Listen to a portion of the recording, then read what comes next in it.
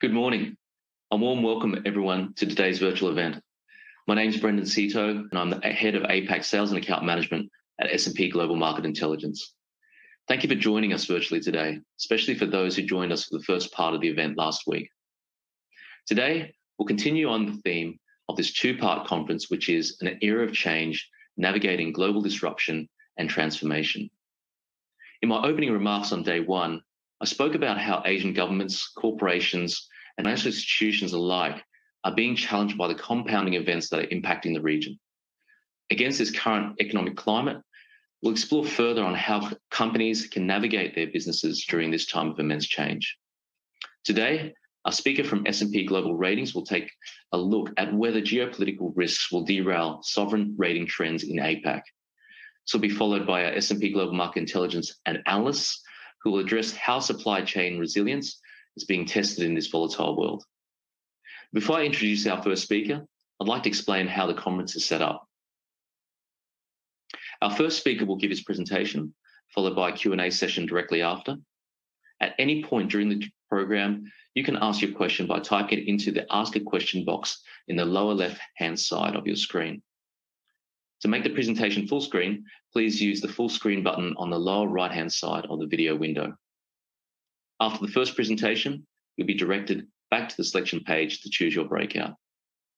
Our three breakout sessions are quantify credit impacts from volatile global dynamics, why alternative data is changing finance, the benefits and challenges, and finally, the APAC deal landscape, pandemic emergence to global slowdown. If you have not selected the breakout session during your registration, you're still welcome to join any of the sessions today. With that, let's begin the program with our first presentation. I'd like to introduce Tan Kim Eng, Senior Director, Sovereign Ratings, S&P Global Ratings. Kim Eng will talk about how geopolitical risks may derail sovereign rating trends in the Asia Pacific. Kim Eng, over to you. Hi, good morning. In the next few minutes, I'll be talking about the impact of recent developments, including the war in Ukraine, the high inflation that we're seeing all around the world, as well as some longer-term geopolitical issues that could have an impact on sovereign ratings in this region. Now, of course, if you hold sovereign bonds, you'll be quite interested in where sovereign rating trends will be headed.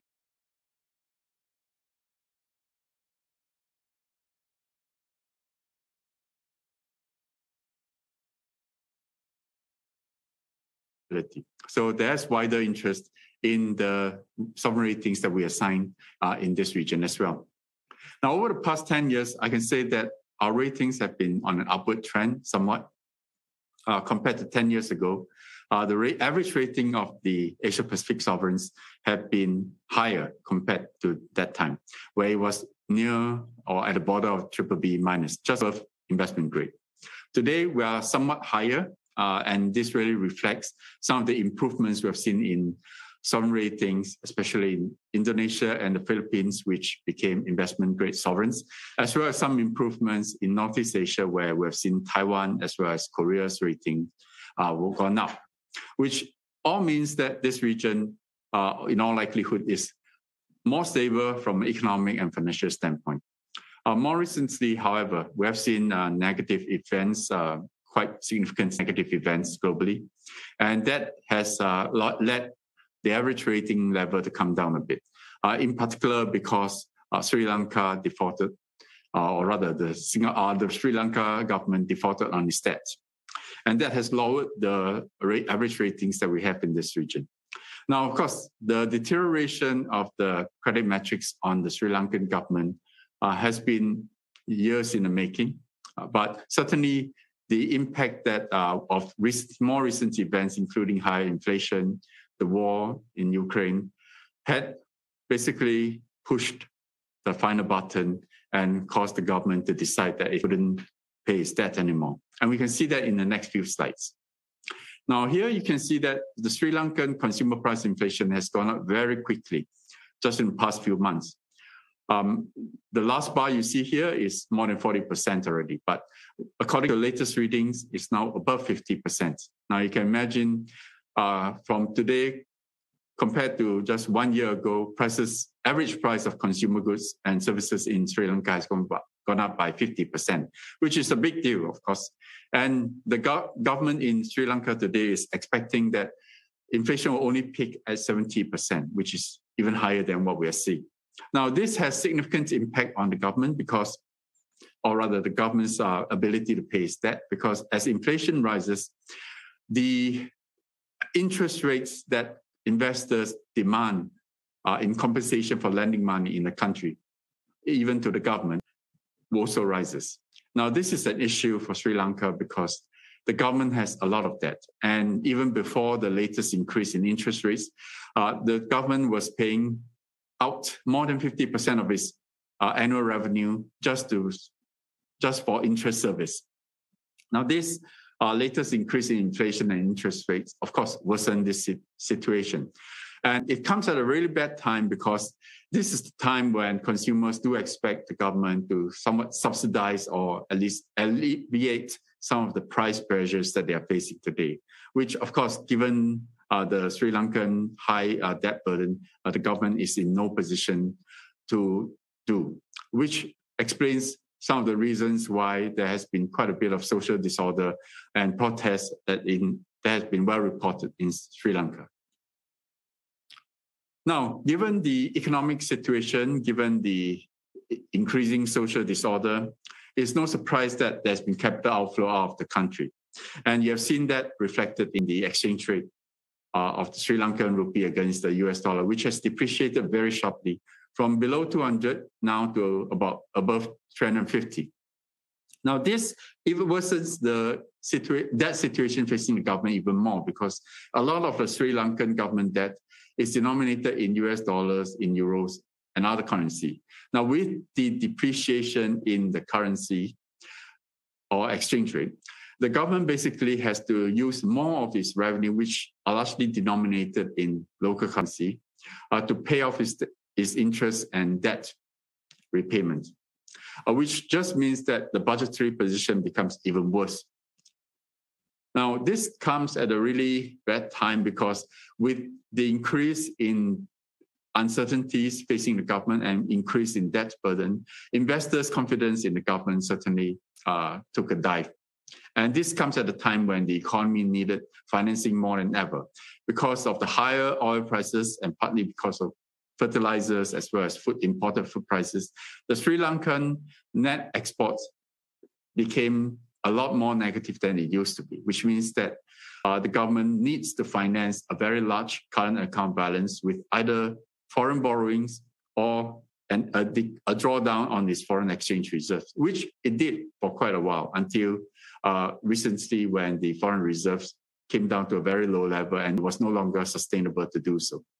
Now, as a result, the Sri Lankan government saw no alternative other than to declare that it's no longer able to pay its debt, which resulted in the first sovereign rating default that we've seen in more than 20 years in this region.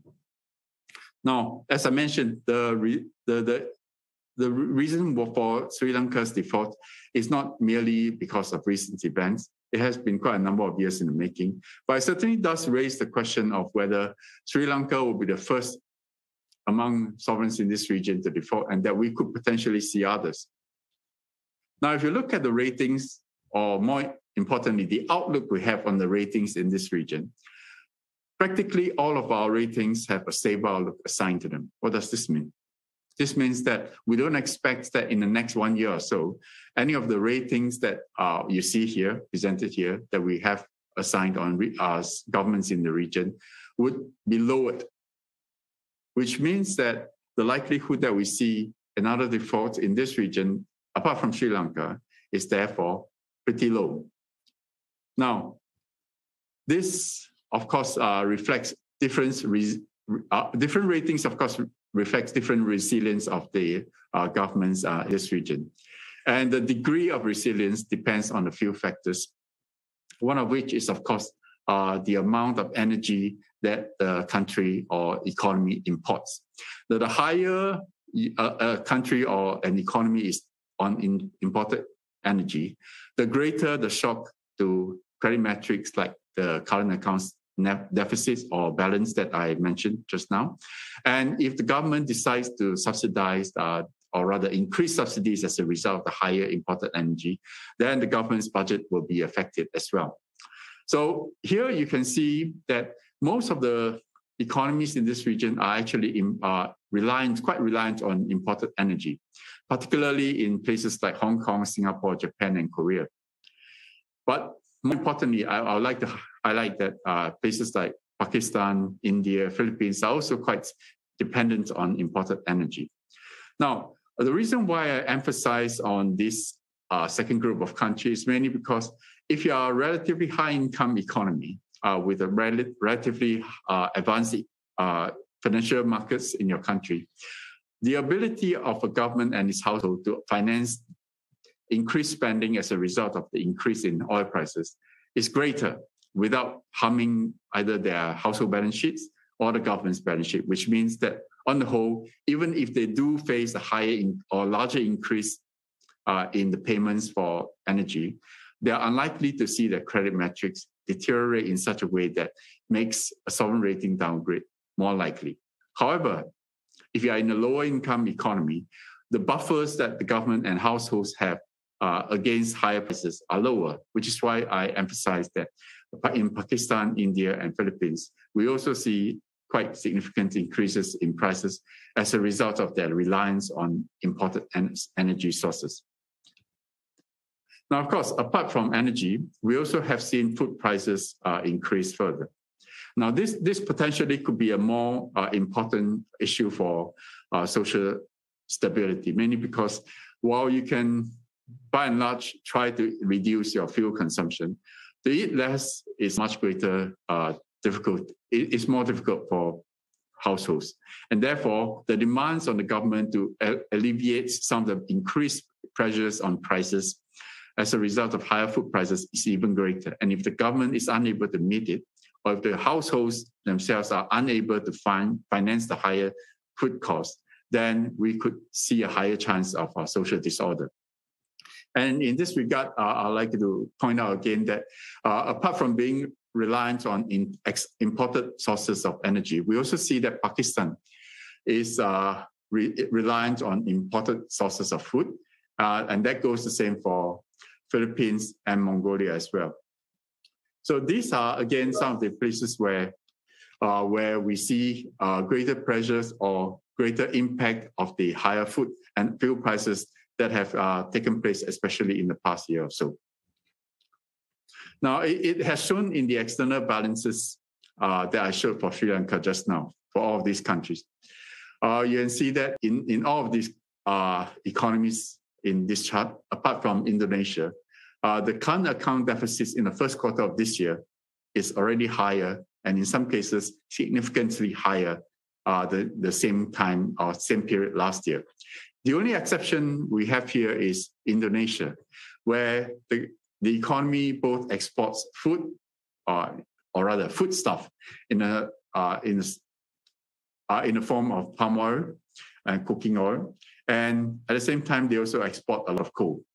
So far from increasing the current account deficits, the recent developments or changes in prices and commodities have actually turned the Indonesian current account into a surplus. But elsewhere, you see that increases have been quite significant in terms of current account deficits.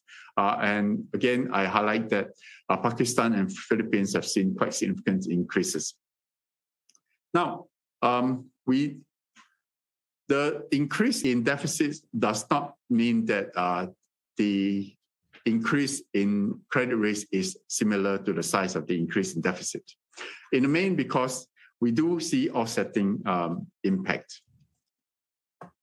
Now, in some cases, even though the deficits have increased, we also see that to begin with, the governments or the economy actually do not have a large level or high level of external debt, which means that they are able to absorb the increase in external imbalance or external deficits to a better degree than others where the debt levels are higher, or rather external debt levels are higher.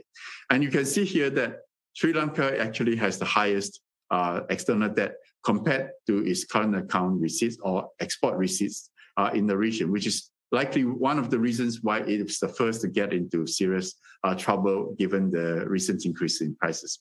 Now, another reason, another country where we see a lot more investor concerns is Pakistan, where we have seen quite a sharp depreciation in the exchange rate. And that is, and one of the reasons is partly because the government, or rather the economy, has also a significant level of external debt. Now, apart from that, we also have seen more political uncertainties in Pakistan recently. But the high external debt certainly does not help.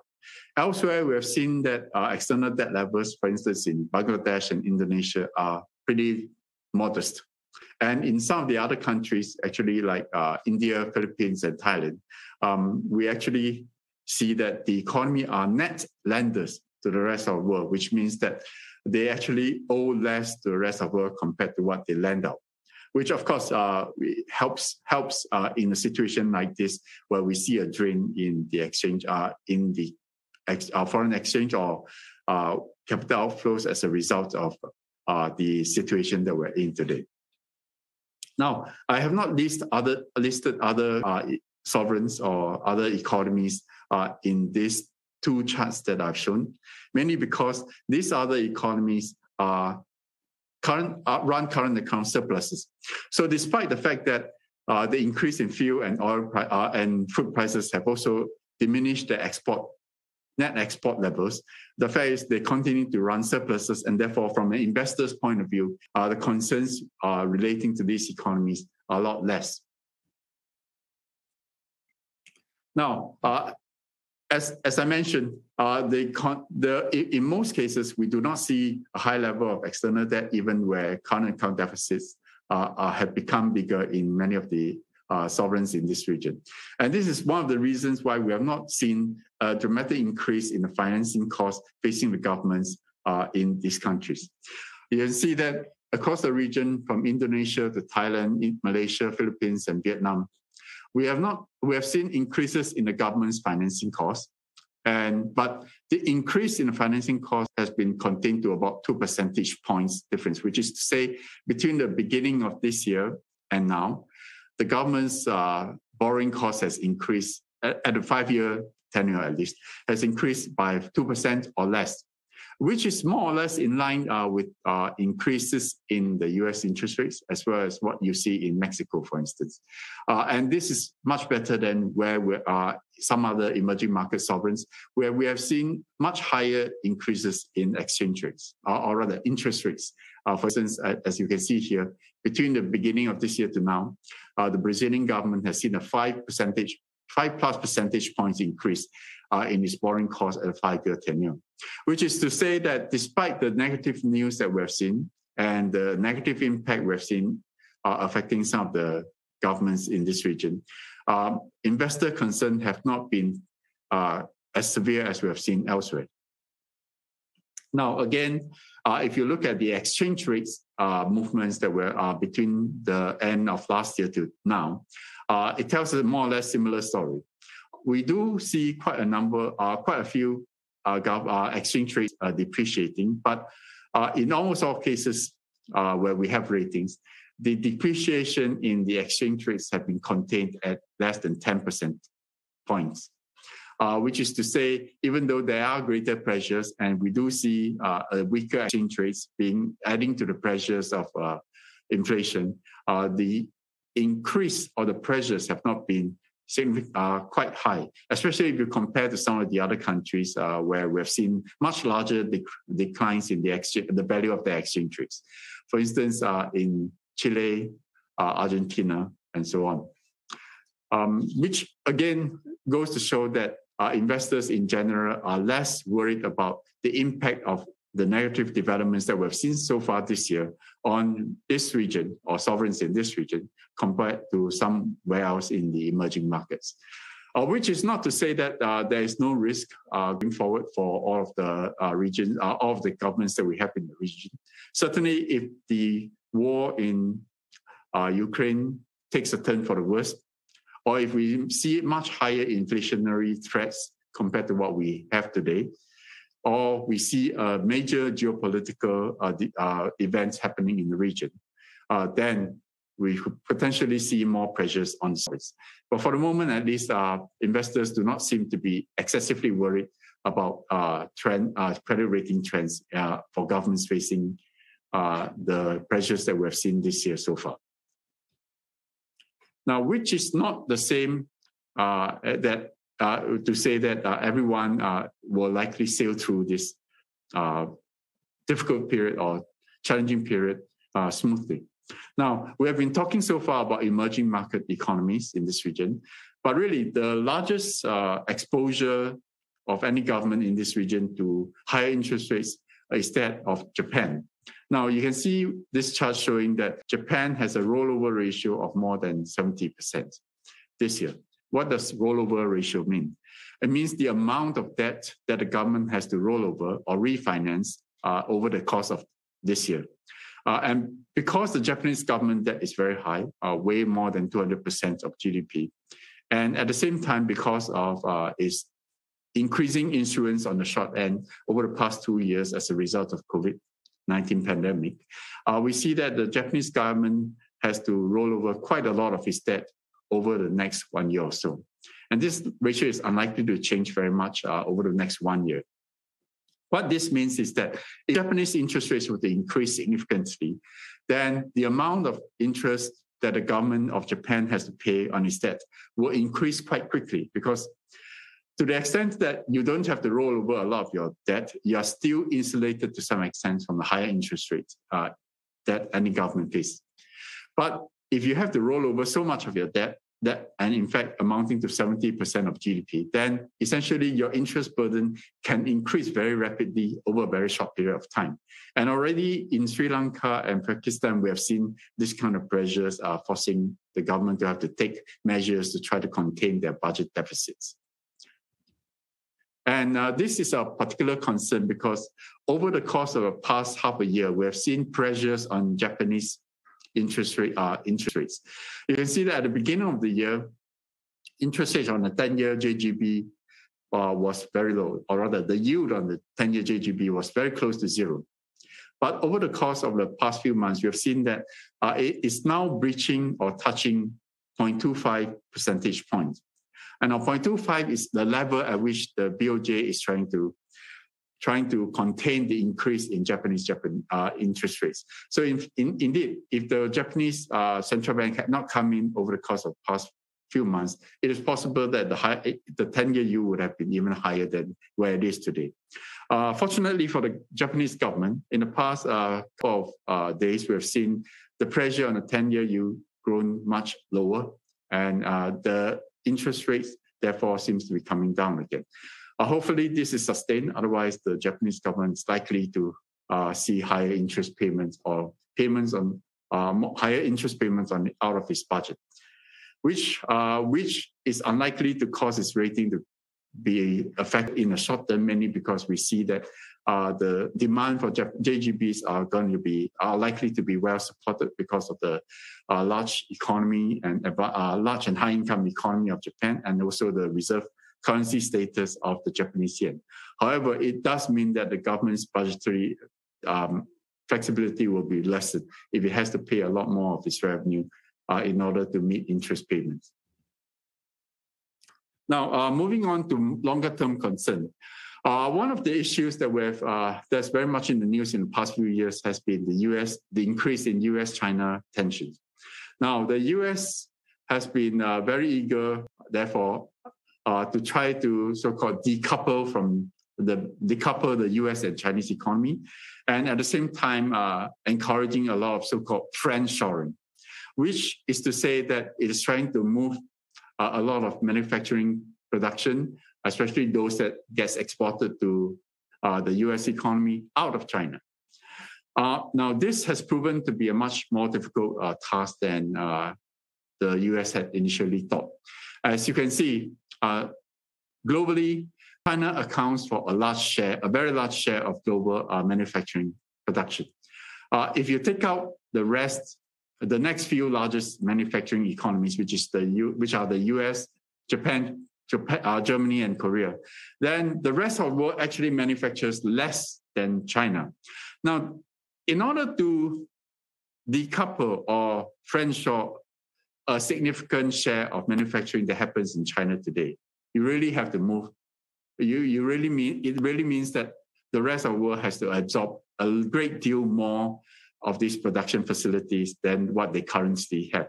Now, it's not easy to do that because, as you can see, the natural places are the next largest manufacturing economies, all of which are high-income economies, which means wages and other costs are higher. So to move production from China to these few other economies would mean a significant increase in prices, which would, of course, increase the inflationary pressures we have today. And if you want to move to the rest of the world, for instance, in places popularly thought to be better alternatives like Mexico and Vietnam, it does mean that manufacturing capacity in these countries will have to increase massively compared to what they have today in order to accommodate this a big move out of China, which, of course, is unlikely to happen because it's just there is simply not enough infrastructural capacity in this country. But then again, the US is not interested in moving a lot of these other low-end productions out of China. And anyway, from its tariffs introduced in 2019, and the fact that the government, despite political difficulties, is now trying to reduce some of this, at least temporarily, shows that the US has shifted its focus, or if not this year, at least in the past few years already. What they are focusing a lot on is the high-end or high-tech manufacturing being carried out in China. Now, they're trying to prevent, or rather they are trying to shift some of this out of the country. They are also trying to prevent more of these investments from happening in China. And again, if you just look at the output of Chinese output in the computing field, it may seem a daunting task at first. Not as much as total manufacturing production, but certainly China also accounts for a very big share of global high-tech manufacturing. But the fact is, in China today, the value add in this particular area of manufacturing is very low. Compared to elsewhere where we see the value add at 35% of output or even more than 55% of output in the US, China's value add in high-tech manufacturing is only less than 5%, which is to say, if the US focus on preventing technological transfer in China, then the value add that we see coming out of this sector in China could potentially grow a lot slower than otherwise would have been the case, which is to say, at least in the high-tech space, decoupling and friendshoring might be more feasible or more likely to succeed. What this means for the rest of us in the Asia-Pac is, well, how does it affect China's growth? Because if China is unable to attain stronger growth in its high-tech manufacturing, does that mean that Chinese growth is going to slow down? And if it does, what does it mean for imports from the rest of this region? And what does it mean for long-term growth of visitor arrivals from China into the rest of the region? And as we know, a lot of the countries in this region have benefited from exports to China or tourism from China in the growth that we've seen, impressive growth trajectory that we've seen over the past few decades. Now, the one thing to say is that I don't think it is likely that even if the US succeed in hampering the improvements in high-tech manufacturing in China, that we will necessarily see a sharp slowdown in Chinese growth. Mainly because today, China remains a middle-income economy. And the household consumption as a share of GDP today is still unusually low. Therefore, the biggest space for China to grow its economy and maintain relatively high growth rates remains its domestic demand. What is most important for China to maintain its high long-term growth trajectory is really changes in policy that could improve household demand or household consumption in the country. And we have seen quite a lot of that happening. If you have noticed, in the past 3 to 4 years, the Chinese government has been busy cutting taxes on private sector, on household, in order to try to pass more of the income generated in its economy to the household sector, and thereby increasing the resources with which Chinese households have to consume. Now, over time, we should see an increase in the share of household consumption in GDP. And if that increase is fast enough, we could potentially see China maintaining growth of about 5% or so. Now, that is an optimistic scenario. Now, of course, there's also a scenario where we don't see that happening. And if the reform momentum in China slows down further, we may not even see that happen. And we could see a slower growing China, which obviously has negative implications for the rest of us. But for the moment, that risk is less important than some of the geopolitical risks that we have seen. For instance, the potential clash between US and Chinese military assets in the South China Sea, and potentially across the Taiwan Straits. These are more immediate concerns. Again, but these are concerns that we have little expertise in analyzing, and in any case, I don't think anyone can predict what could happen on this front. However, assuming the worst doesn't come to pass in the short term, these are the bigger risks. The geopolitical tensions leading to decoupling may be the bigger concern that economists in this region should focus on. Now, with that, I end my presentation, and we go to the next segment of our event, which is the Q&A. Okay, and I see some questions coming in. And one of these is, we have seen quite a bit of bad news or negative news coming from China over the past 1 year or so. Would this lead to increased pressures on the economy and financial system?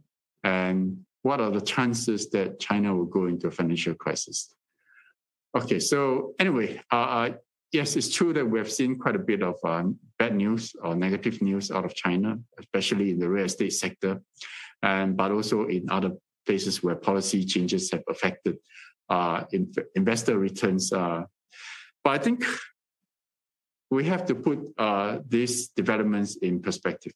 The reason why we're seeing pressures on some of these sectors, especially on real estate, is mainly because the Chinese government has become a lot more serious about deleveraging in the country.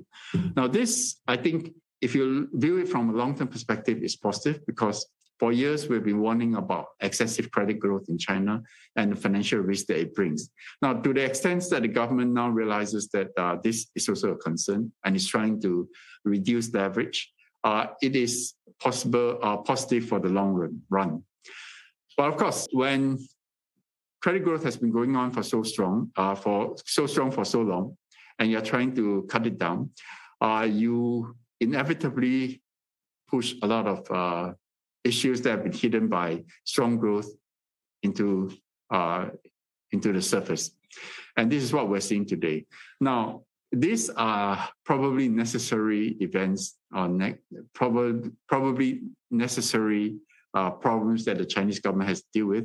But dealing with them in an environment where there's a lot of external pressures, both economic and geopolitical, and at the same time when the domestic economy is not growing as fast as before, does bring a lot of risk. And if the policy response is not appropriate or timely, we may see this degenerating into a situation where growth and confidence may decline.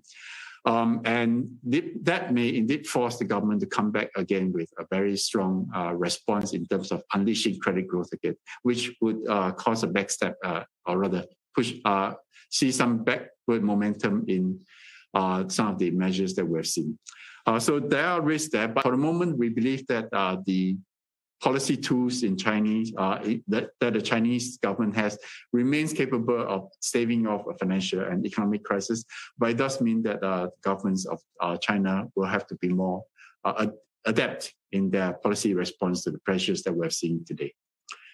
Okay, so we have other questions. And one of these is, how do you explain the very, I assume, the word is high current account deficit in India. Okay, so the Indian current account deficit seems large in the chart that I showed, but in considering the size of a deficit, we actually have to compare it to the amount of exports that an economy generates, or the size of the economy the size of the economy. And if you compare India's current account deficits against its economy or its exports, actually the number is relatively small. And the more important thing is there's also a reason why the current account deficit exists in India, which is that the Indian economy has been seeing quite a bit of investment. Investment to GDP ratio is relatively high compared to some of its neighbors.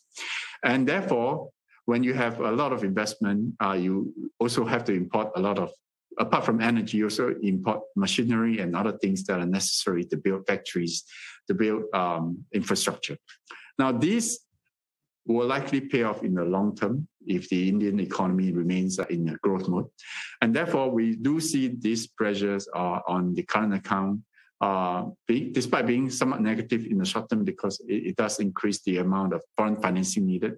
But they will likely contribute to stronger growth in the long term, which means that we do not view this current account deficit in India as being as severe as elsewhere, where the increase in current account deficit is largely because the government has been subsidizing a lot of consumption of goods that have suddenly gone up in prices.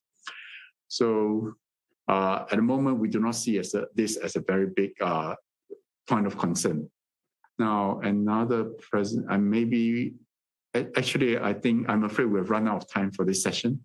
Thank you very much for joining me in this presentation. And up next, we also have a very interesting session on sourcing in a volatile world. And for that, I hand you over to my colleagues, John and Yingzhi.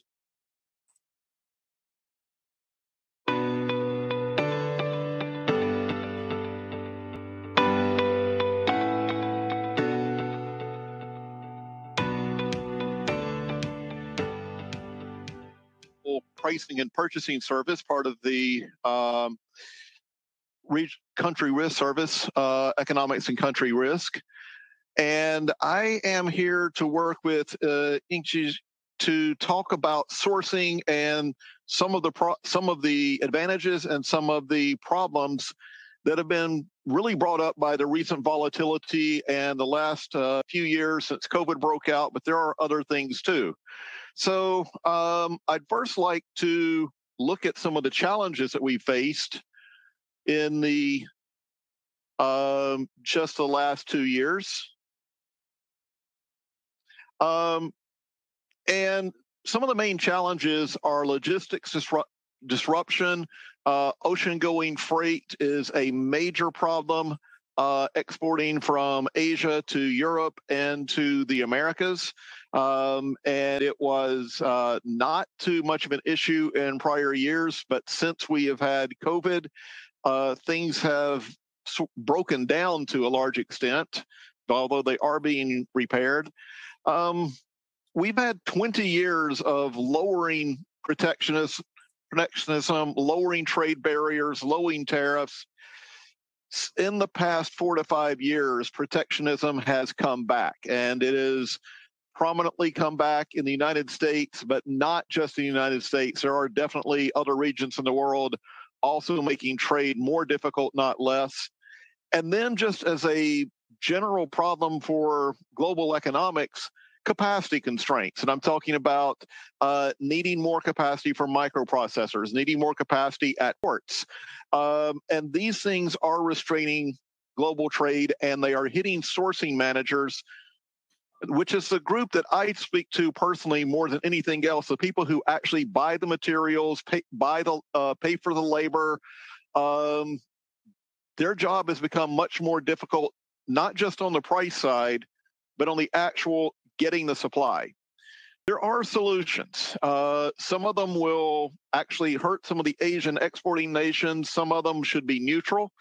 One solution is nearshoring, and it is basically a desire by many companies to completely undo the past 20 years, and rather than go for the lowest cost source, go for the most reliable source. And by that, often it's geographically closer. Inventory build. Inventory is a very good way of minimizing risk. And over the past 20 to 30 years, inventory has been brought down to levels that historically would never have been seen as we move towards a more just-in-time world. And there are some things you can do on a smaller basis. If something goes wrong, search out critical components, such that you at least have an inventory or multiple sources of your most important key components, so that you don't shut all your production because of missing just one or two things.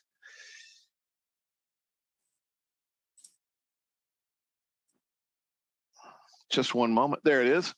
So sourcing more and more is looking at reliable delivery as much as price. And that is a very big change from the past, again, really since the 1990s, but really over the past 2 decades. European and North American in particular going outsourced work to the world to get lower cost. Much of that is being repatriated because these delivery issues over the past 2 years have companies not trusting global supply chains. And the graph shows just how much, really, with the rise of the World Trade Organization, is one very important event. Imports trade essentially was 13 to 15% of global GDP. It is now 22%. That is a very large increase. Trade is a major part of all the world economy. And many things have allowed this. It didn't happen by accident. Some of the most important things were lowering trade barriers. I've already talked about that. The lower the tariffs, the lower the quotas, the easier it is to trade. Second, technology advances in communication and tracking. I'm in the United States. 30 years ago, I could not be having this conversation with you. 15 years ago, it would be audio only. In the past 10 years, it's now video as well. That's very important if you're in the United States or Europe and you need to talk to your supplier in South or East Asia. It's now as simple as getting on the internet. 30, 40 years ago, it would have been impossible for many of the conversations, and the ones that could happen would have been costing $10 or more per minute. So technology actually had a huge impact on it. And logistics, until the last couple of years, they worked so well. Logistics, it's amazing how good freight has been until basically 2020. And so people got to the point where they did not even consider delivery risk. COVID-19 showed the fragility. You had people not being able to work. You had things that were made could not be delivered, and many things were not able to be made.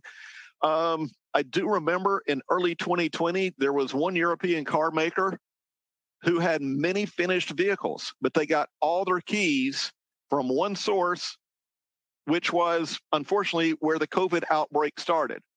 And they could not sell 80,000 euro vehicles because they didn't have a key to turn it on. And they basically moved where they get their keys from and some of their other parts.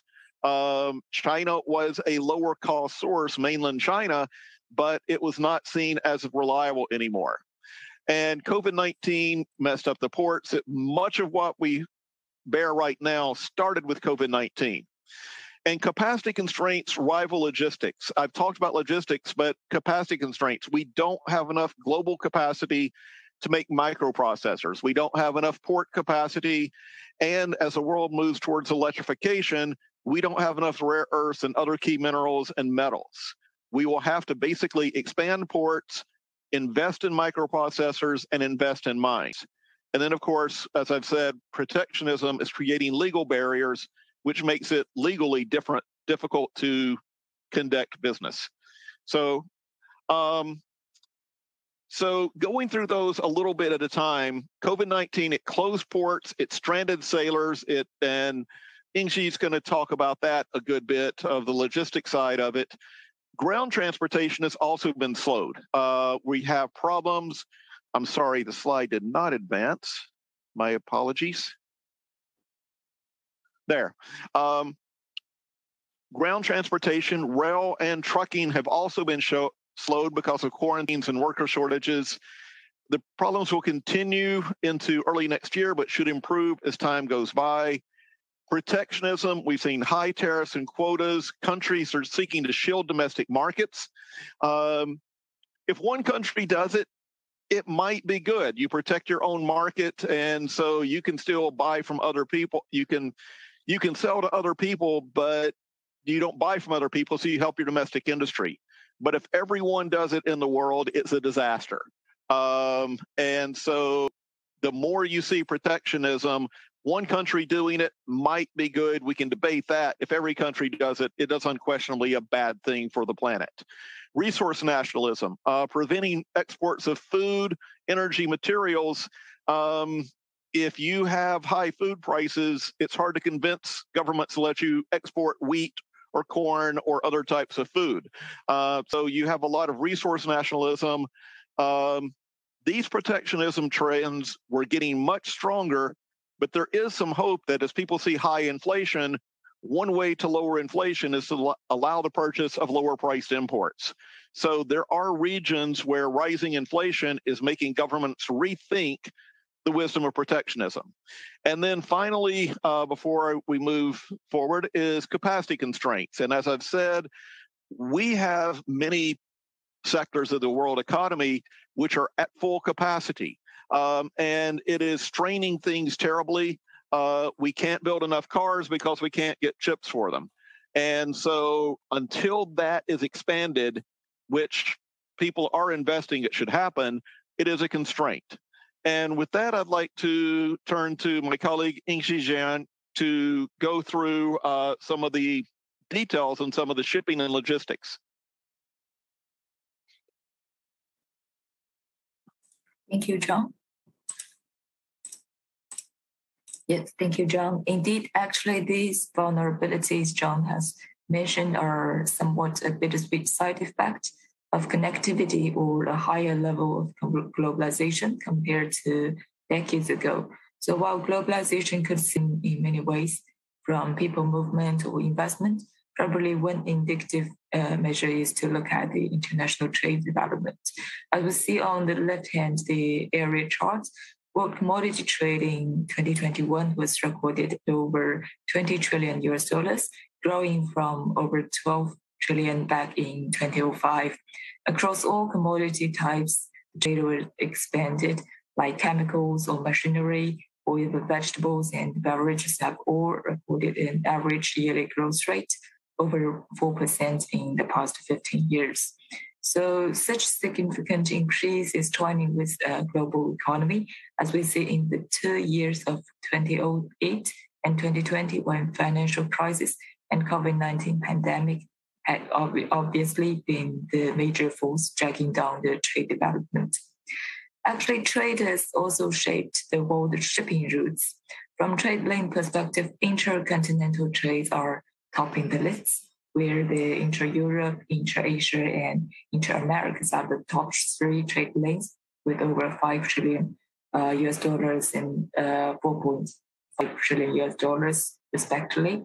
But however, as we can see, Asia actually plays an important role in the intercontinental trade flows. Outbound trade from Asia to Europe and America both exceed 1.6 trillion US dollars in the last year, with backhaul trade value at 1.2 and 885 billion US dollars respectively. So moving to the next slide.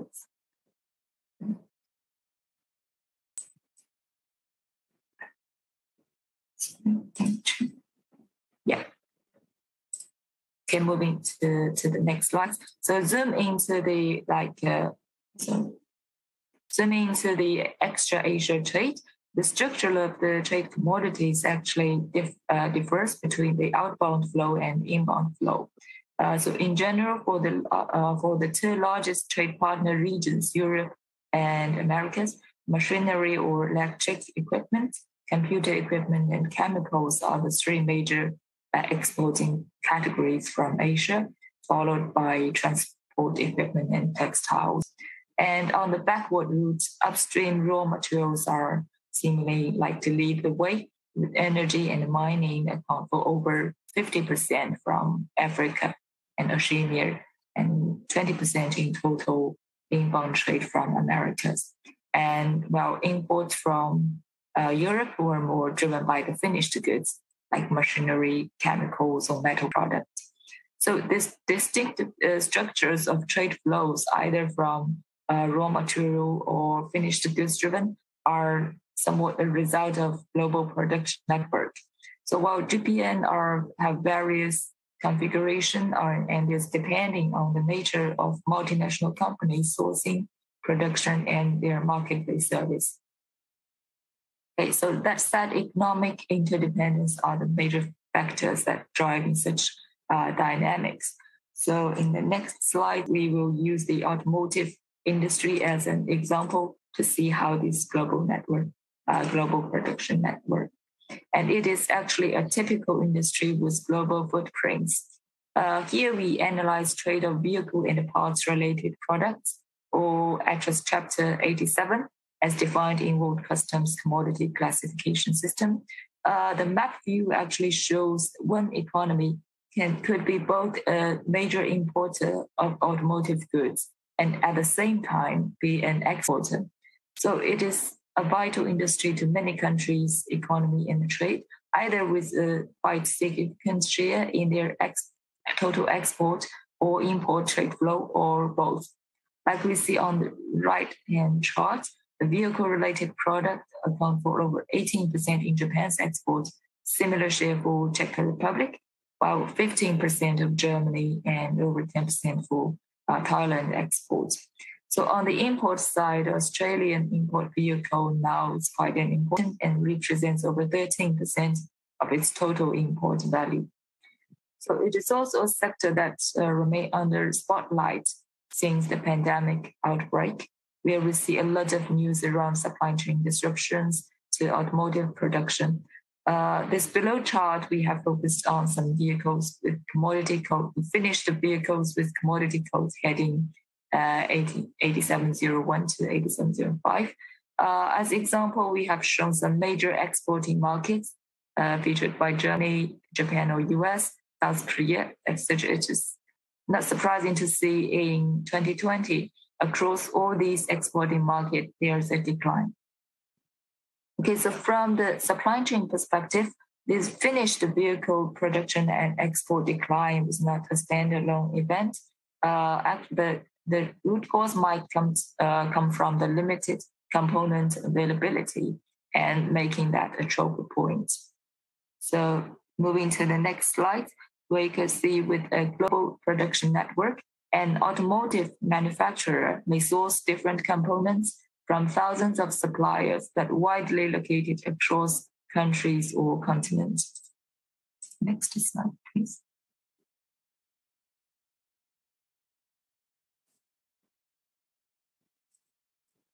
So broadly speaking, multiple markets are able to supply automotive. So, yeah, the previous one, please.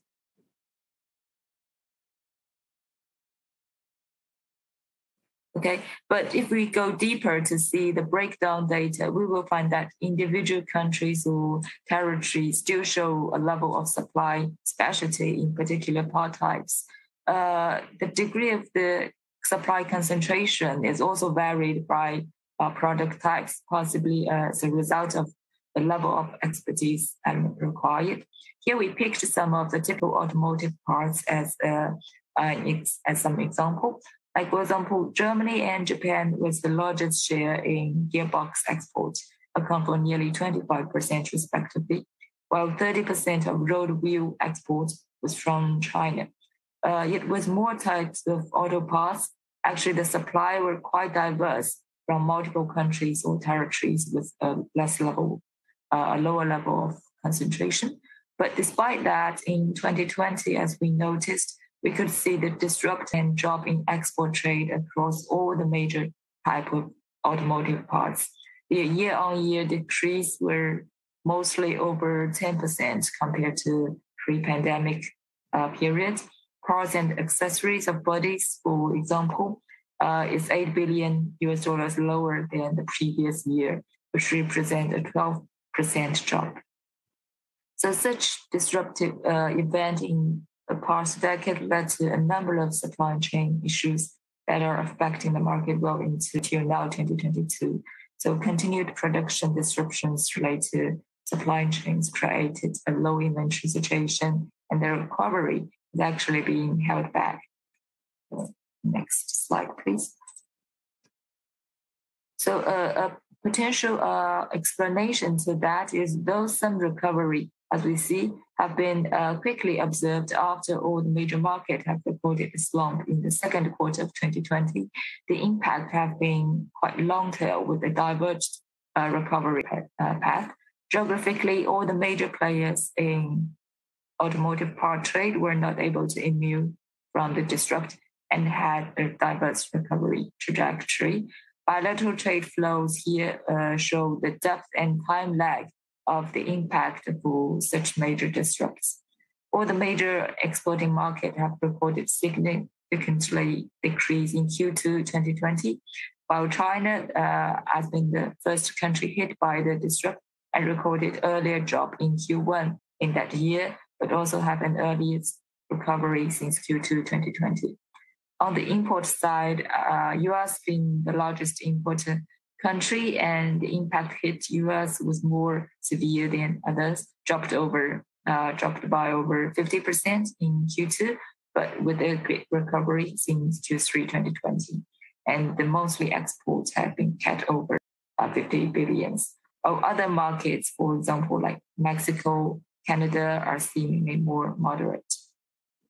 So the underlying reason is quite multifaceted, but maritime transport and logistics as the facilitator of international trade, particularly for cross-continental trade flows. But maritime transport has also been adding uncertainty these days, as we see a lot of talks around this industry on news. Next slide, please. Okay. So here we have actually illustrates a container vessel which is deployed on Asia-US route.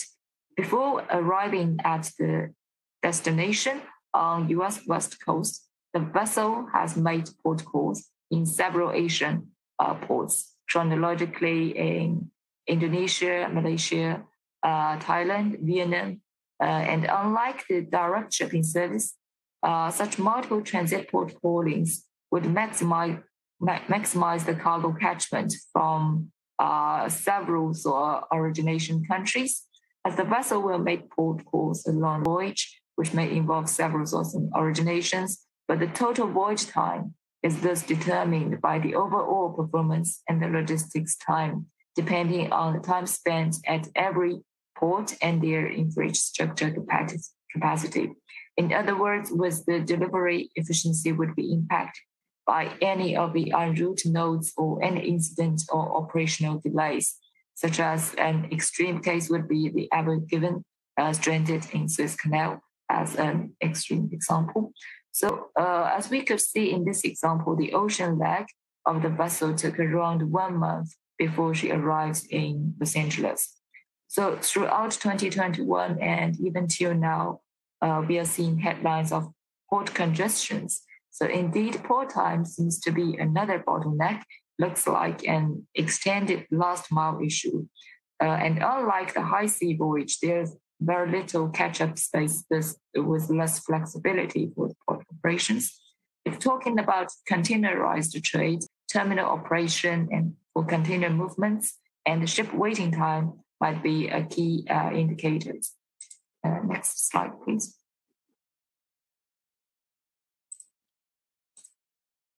Okay, so taken from the last slide, we could look at some of the typical ports the vessel had called in her voyage. The upper two tables compare the average time per container moves at each port in the second half of 2019 and 2021. So we could see the situation is deteriorate. For example, Los Angeles was quite notably adding its per container movement time to over 1 minute. However, this problem is not only limited to American ports or hub-sized larger ports. Asia ports at all sizes are also recorded some longer time in processing containers.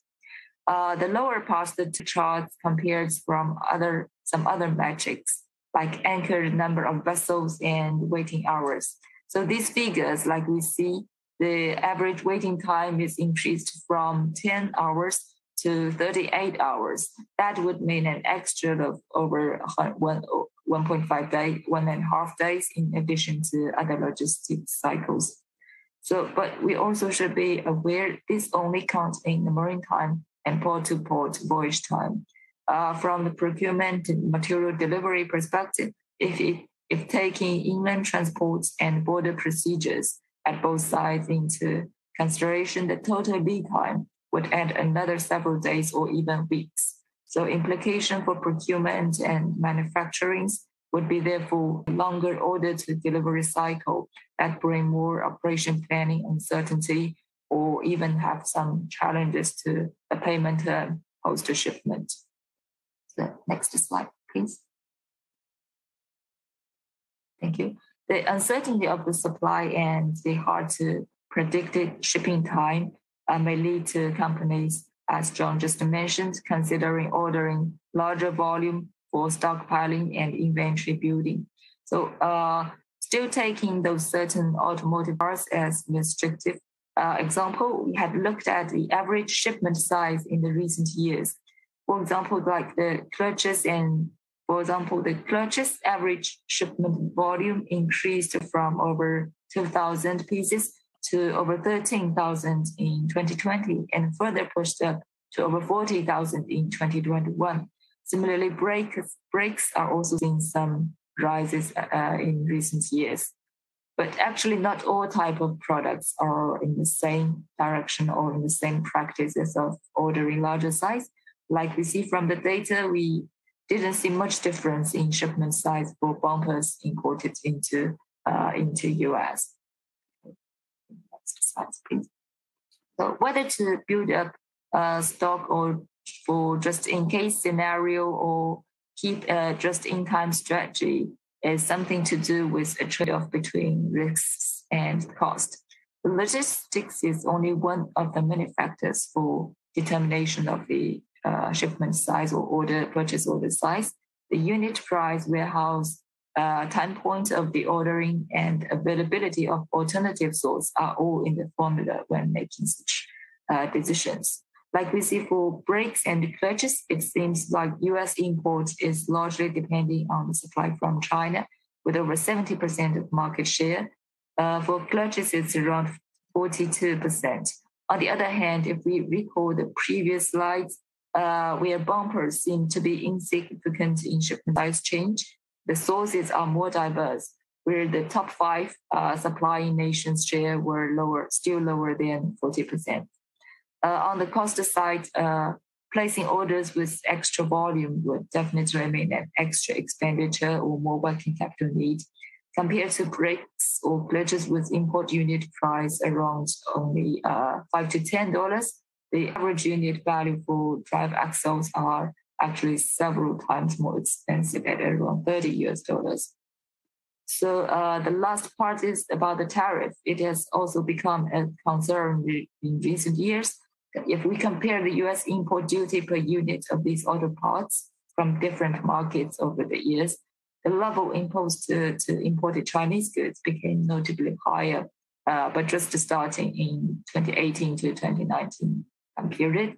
That means we might also recall that before the elevated tariff rates came into effect back in 2019, some companies were pushing to order as much as possible to avoid the high tariff, and that temporarily pushing up shipping demand in that summer peak season.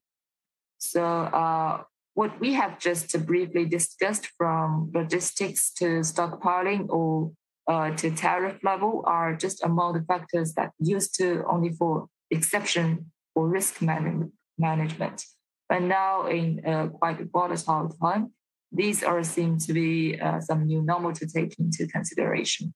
So I might stop here talking about this as-is situation and hand over back to John for some suggestions in tackling such challenges or what are the possible to be solutions. Hand over to you, John. Thank you.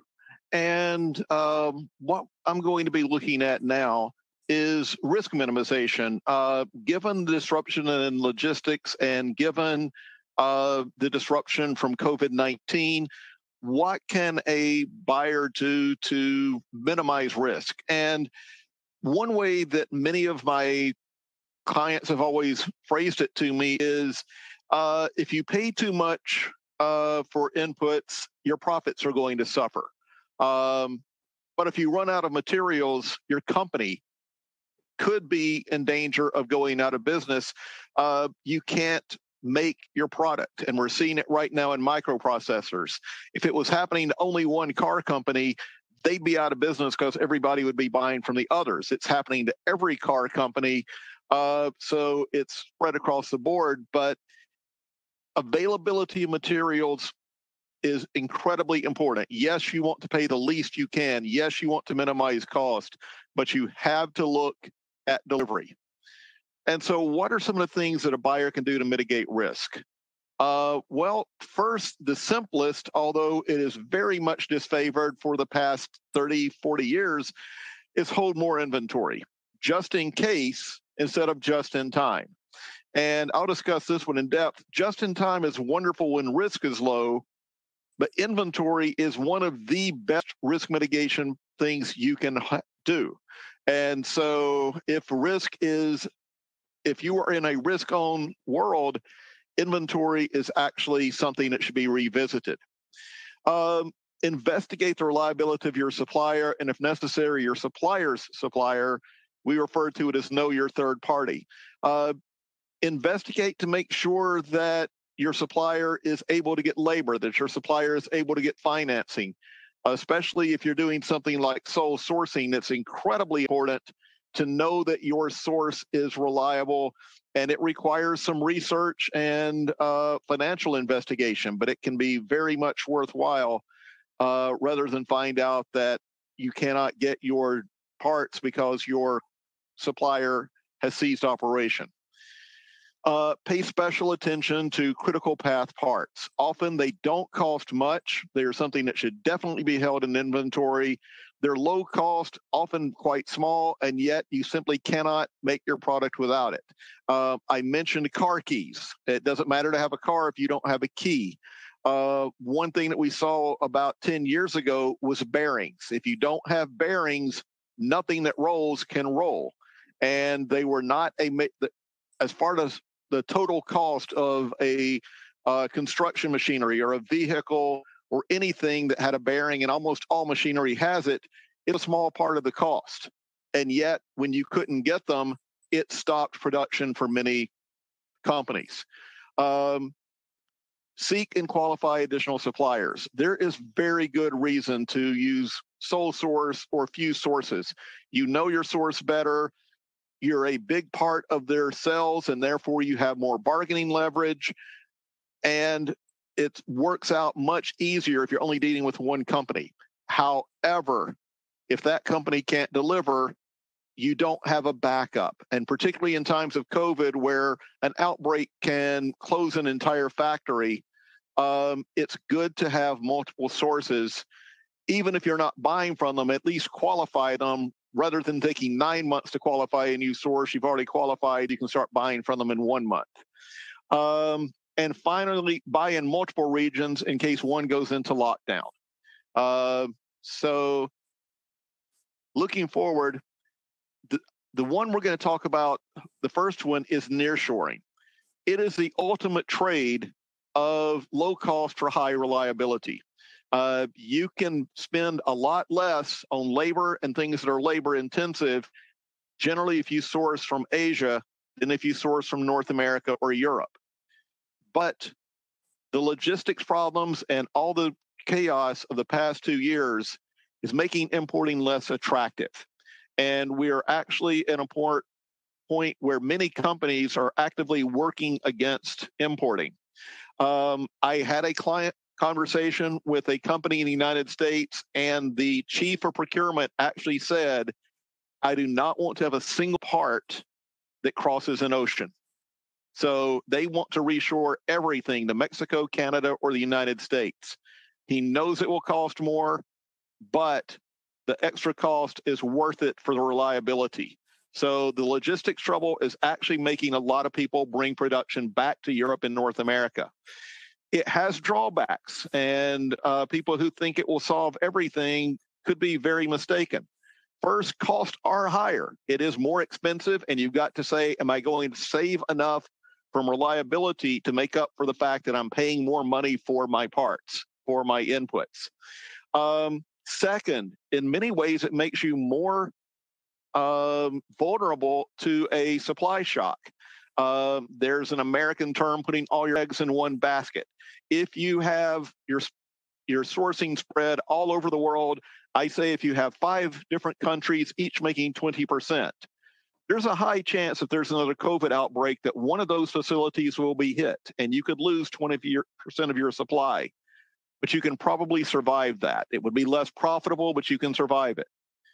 But if you do only in one country, then you have an 80% chance of no problems and a 20% chance of your company simply shutting down. So nearshoring, and putting all of your stuff in one country, it's higher cost, and it is actually can add to risk if you're not careful. And then when it comes to inventory, again, just in time is really what the world is used to, and it has saved a lot of money. And just in time is a brilliant way of doing business when interest rates are high and risk is low. It costs money to hold inventory. Either you're tying up cash flow or you're borrowing the money. And if risk is low, you don't need much inventory. If risk is high and interest rates are low, then there's very little reason not to hold inventory. If you have high risk and you're having a low cost of money, hold inventory. But we're in a world right now that has rising interest rates, but high risk. So neither one is an easy answer. But at least for your critical parts, just in time is very risky. And we would say that looking at critical path parts, what microprocessors you can get, things like that, just in case, actually probably makes more sense at this time, even though you have to pay carrying cost. And so with that, we're done with the presentation, and we have a couple of questions. The first one I'd like to start with is are forced import labor bans from the U.S. against certain countries and other markets, is that a risk to supply chains? Yes, it is. And if you are sourcing from regions where Europe or the United States or others are saying because of perceived labor market oppression or war or anything like that, that you should not buy from a particular region, then a buyer has to ensure where does the supply come from. It's not enough to say that it comes from mainland China. You may have to know exactly where. Some of the most important minerals in the world, including cobalt, you have to certify in Europe and the United States, I know, and I believe in other countries, that it is not being produced from child labor in Africa, because that was a major problem, and you had basically forced child labor. So you have to certify that your supply chain does not use things. This is expensive. The burden is on the buyer to ensure it. And to some extent, people may, if you can get it from another source, it does hurt sourcing from those countries. So it is a risk to supply chains that must be looked at. Let's see. A question for you, Yingzhi. For smaller size vessels, why at LA and Long Beach ports does it take significantly longer time per container move? I think the size of the vessels is actually very dependent on the technical design and the infrastructure availability of the port and berth. So every berth has its technical dimensions and fitting for purpose of those vessels of different segments. But also some of the terminals are operated by the some joint venture of the shipping companies themselves. So each shipping lines may choose the dedicated berth and terminal for them to make the port calls. But actually, the theoretical capacity is not applicable to all type of vessels and all shipping companies. But that is some high reason here.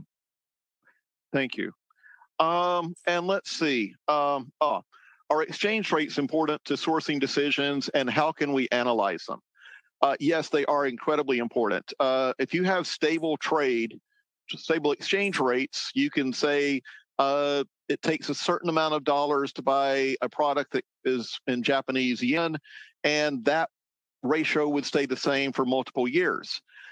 In current times, certain currencies, the dollar has gotten far stronger, and other currencies have gotten weaker.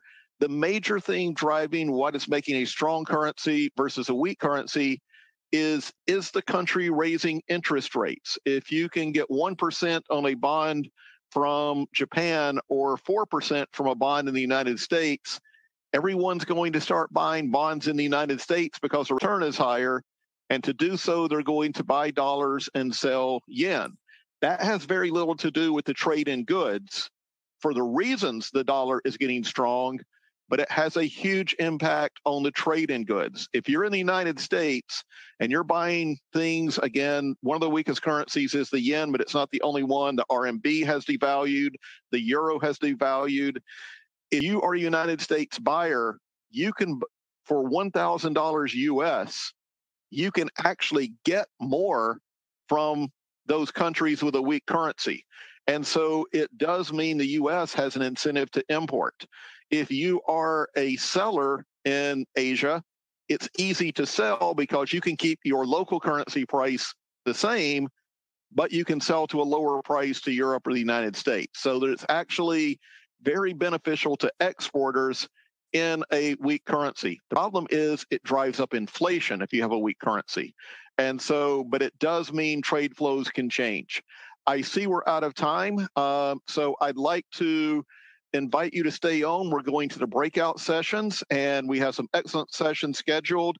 So thank you for your time and attention. And it was an honor to speak to you tonight. Thank you.